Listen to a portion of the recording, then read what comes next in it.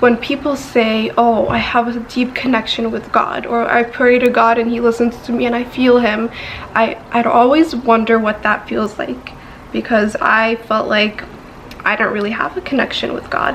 I didn't really feel what other people say that they feel.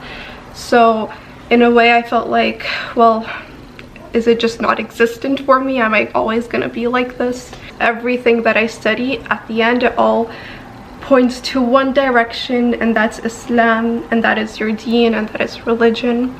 And through that I can feel the deepening of my connection with my deen, and I am happy because I'm in a place where now I'm not just praying, but I'm praying with intention. I'm praying while I'm crying. I'm praying with effort and with passion. And of course not all of my prayers are like that, but especially when, you know, I don't feel good, or I'm having a bad day, or I'm in a bad situation, those are always the best prayers, because that's when you really pray with heart. You pray with the intention to really just ask God for help, but also thank him and be so grateful and so accepting of the challenges that he puts in that he puts in my life. Welcome to all you beautiful souls out there. I did not plan to make this video. I just felt like I wanted to make it as a spur in the moment kind of thing, or spur of the moment kind of thing. You know what I mean. So I just wanted to make a video talking about my journey to Islam and my way to spirituality and to discovering the beauty, the true beauty of Islam. I was inspired to make this video by the channel Yusuf Truth, which I don't think he's the first person that made this video, but you know, I watched his video and I felt like, you know, I want to talk about my story as well. I believe that everyone has a story to spirituality, or to their religion, or to their faith, and I wanted to share my side of the story.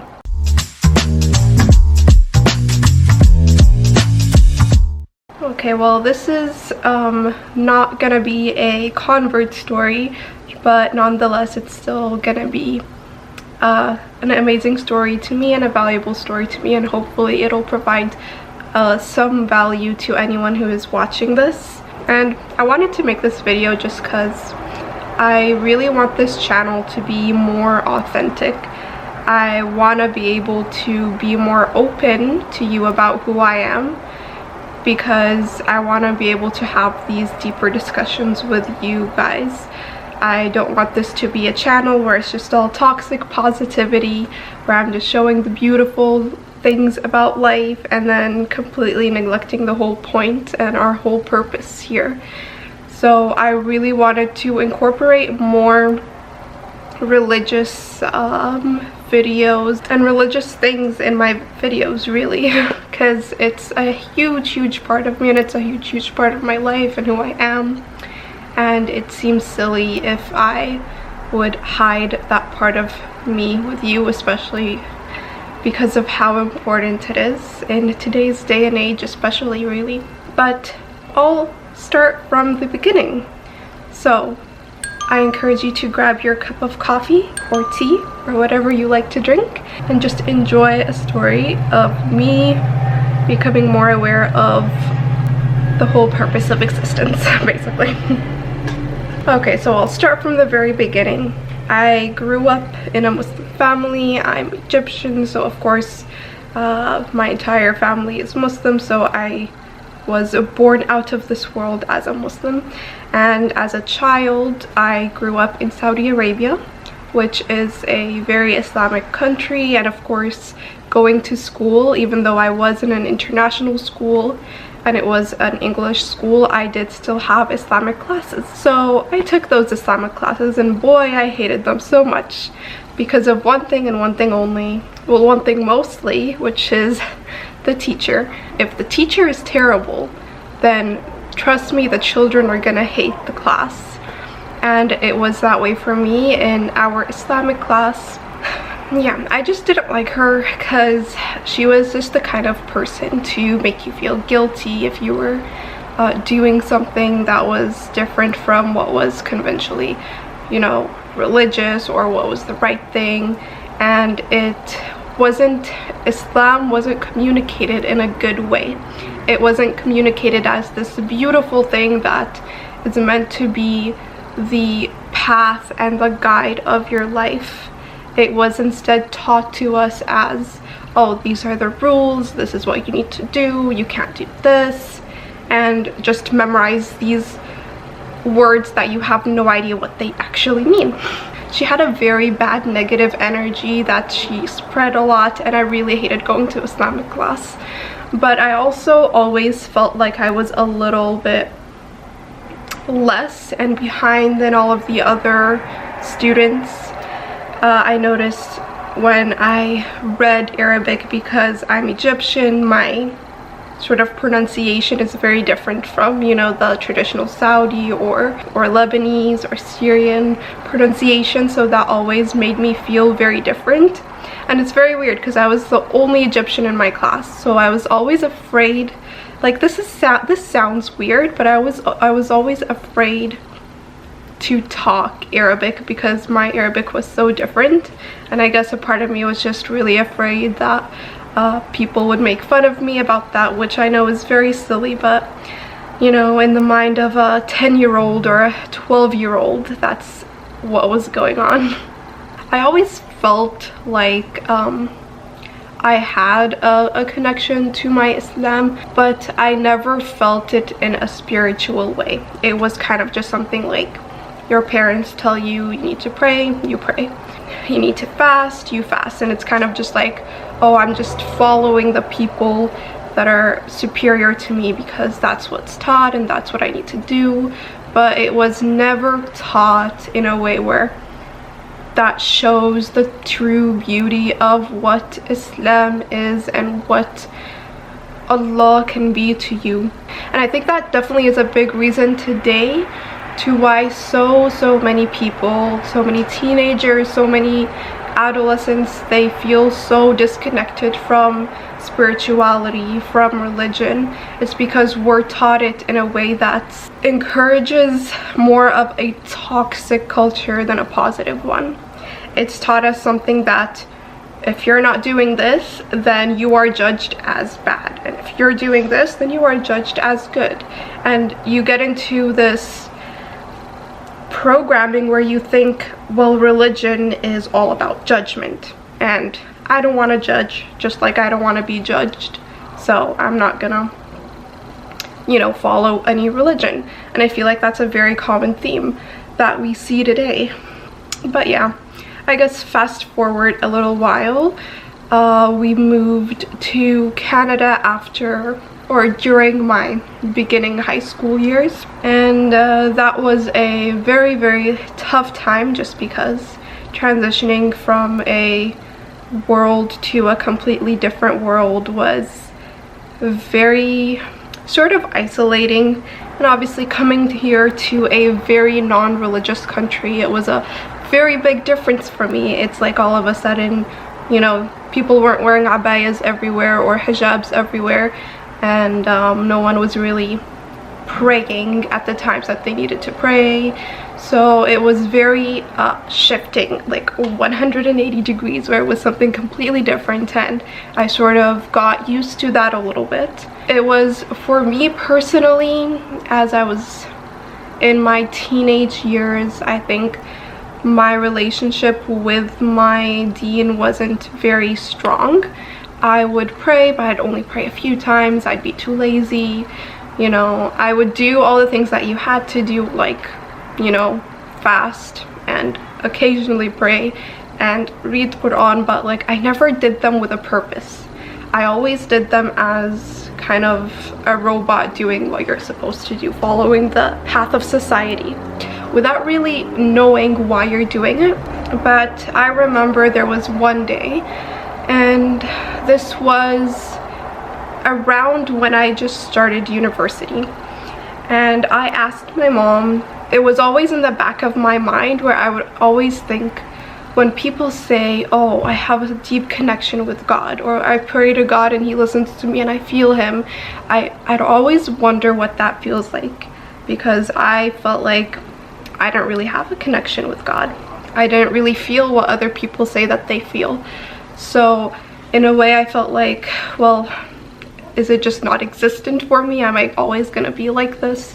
So I remember asking my mom, I asked her, how does someone feel a connection with God? What do I have to do to feel that connection with Allah and to feel like I have, you know, a connection with my religion and with my deen? I guess the answer didn't help me very much, because I was still very confused after that, and I was confused a few months after that. And I think the biggest pivotal moment was probably after COVID. Before COVID, life was very hectic. It's like every hour you had somewhere to go and something to do, and your mind was never left to think alone. It was never left to just wander and contemplate the existence of life or the purpose of why we're here. So it was a very rush kind of thing. You know, in our culture these days, you never really stop to think, you never really stop to give your mind a break, which is very, very bad, and it's very, very toxic. And I feel grateful, as much of a struggle it was, and I know it was a struggle for so many people with COVID. I feel grateful also because it was the biggest thing that tied me closer to my religion, because I was forced to stop, I was forced to think, and I thought about a lot of things, and I came out of it knowing so much more because I felt like I was seeking that knowledge. So basically around that time, you know, everything was sort of cancelled, so I had a lot of time in my hands, and I thought, well, you know what, maybe I can use this time wisely and do what I've always wanted to do, and that is to understand my religion a little bit more, understand Islam, and to kind of build sort of that knowledge and foundation that I knew would be really important in the future, but I never knew why. So I started searching a lot online for just explanations of the Quran. What really tied me is that I really wanted to understand the Quran,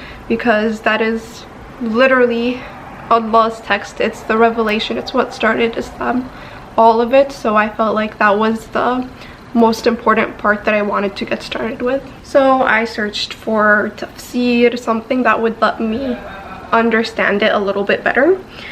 And through my searches, I ran across this one video. I remember I decided that I'm gonna get the tafsir of every surah in the Quran. So I remember I searched on YouTube, since, you know, these days I love learning on YouTube, and I think that's very similar to many other people my age.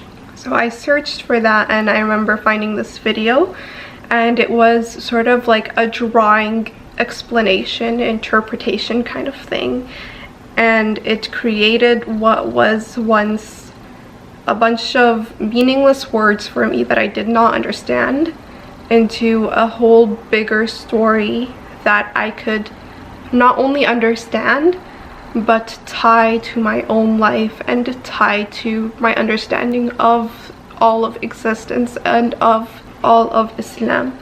And that was a very big pivotal point for me, because I was happy that I finally found something that I understood, because a lot of the things that I first searched for were all Arabic interpretations and all Arabic tafsir, and that was something that to this day I still struggle with my Arabic, so it was something that it just didn't click with me. But this one was an English one, and that was the difference. And yeah, it was English, and obviously when you're translating Arabic to English, it doesn't even come close to the beauty of what it said in Arabic, but somehow this person made it work. And I watched more and more of his videos until I figured out that he had an entire website dedicated to doing tafsir of all the stories, of all the surahs, and having courses and even teaching Arabic. I decided that's what my life's mission is gonna be from now on. Ever since I discovered that website, which is Bayina TV, by the way, I will leave the text of it here, just if anyone wants to go ahead and see it.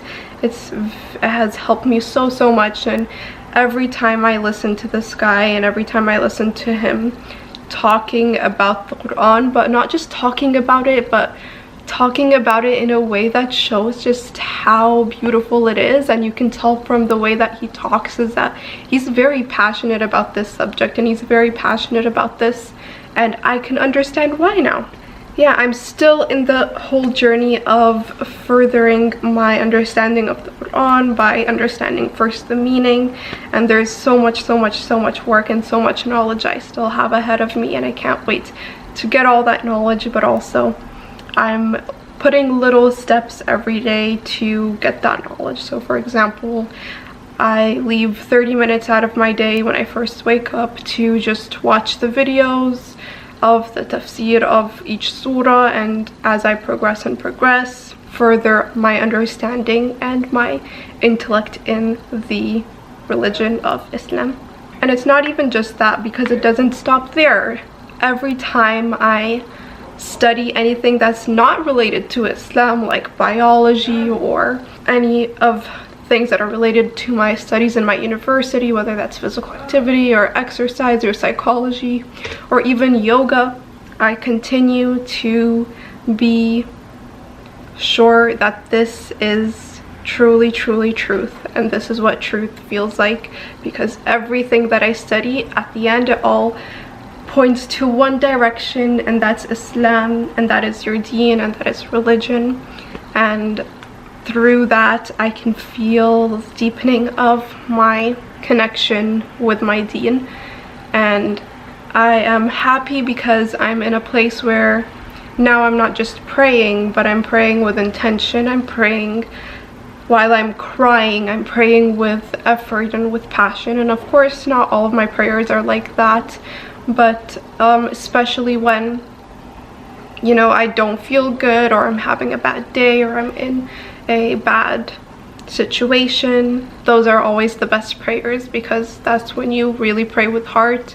You pray with the intention to really just ask God for help, but also thank him and be so grateful and so accepting of the challenges that he puts in that he puts in my life. I believe that my journey has only begun, and it's far from over, and I will live every single day trying to further my deen and my Islam, and understanding the Quran, understanding God's words and his guidance, and following his path. And that's basically my story so far. This is a fraction of my story. My story was actually a lot bigger than that, but this is what I could manage to put into words. But I obviously could not put my heart into words, and my feeling into words, and my feeling of gratitude for being among the most beautiful and amazing Muslim community. And yeah, I hope you like this video, and I also hope it provided some sort of help for you if you are that person who is in the place where you want to feel a bigger spiritual connection to your religion and to your faith. I understand where you're at, and I also understand what you're feeling, and hopefully this video helped you. If I could say one thing, it's just that search for knowledge, because if you search you will find, and if you don't find, then you're not searching hard enough. But yeah, that's it for today. I hope you enjoyed this video, and I hope this marks the beginning of a new direction for me and my videos. I really do want to incorporate more Islamic thought into it, and I do want to incorporate more deeper conversations. And I also hope to continue growing this channel with however many of you that are watching. And I wish you all a lovely day or night, and I'll see you guys next time. Bye.